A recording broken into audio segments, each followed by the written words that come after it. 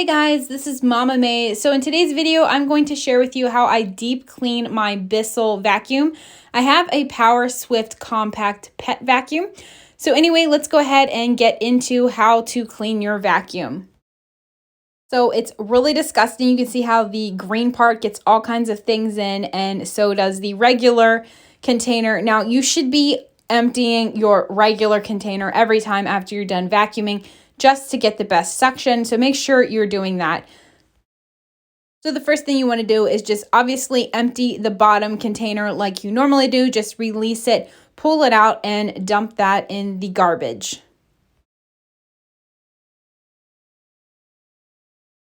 Next, you're going to reach inside and turn the green thing and pull that out. I'd advise over a trash can that you'd pull the other piece off and get rid of all that extra dust. These parts are washable, so that's why I recommend just doing it over the trash can before you start washing them. It did make quite the mess, so I went ahead and cleaned up this stuff before I moved on to the next step.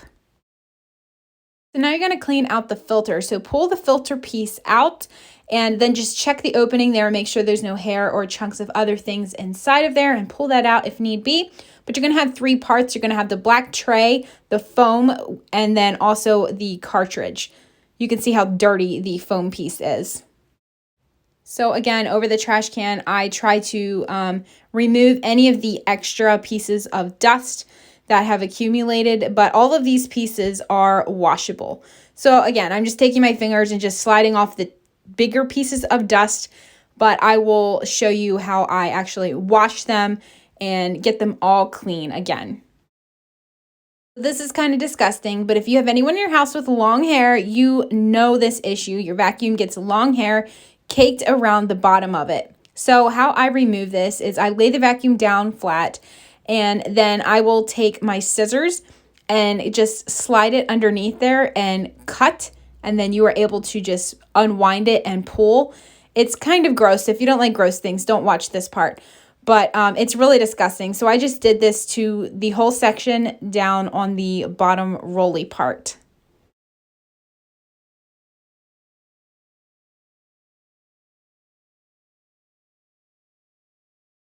I also used the end of my scissors to get the chunk of dust that has accumulated in the corner. So I just stuck the scissors up there in the corner and was able to slide that right out. I pushed it over to the side and then just used my fingers to roll the bar, and that got that little clump out of there. I don't know why, but my vacuum always accumulates dust and stuff there in the corner of the vacuum.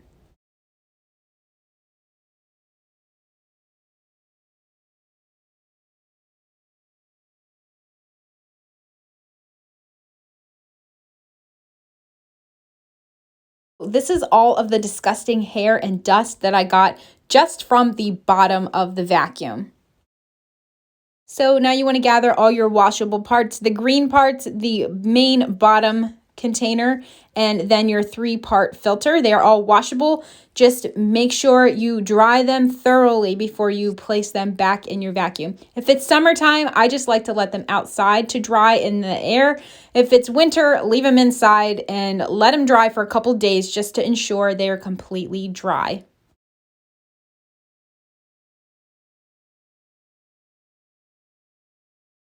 Once everything is dry and clean, it is ready to go back into your vacuum. So just reassemble your filter. Go ahead and put the white filter part back in the tray and then add the foam onto that piece. And then you want to go ahead and just pop it right into the filter compartment. And you want to take the green part with the holes and align it with the notch there, and slip it right on and then twist it to lock it. Stick that in the inside of the vacuum with the holes on the top part, and then twist it to the right to go ahead and lock it into place. The last step is just pop in the normal larger container that holds all the dirt, and you have a nice clean vacuum. Thanks for watching this video, guys, and I will see you in the next one.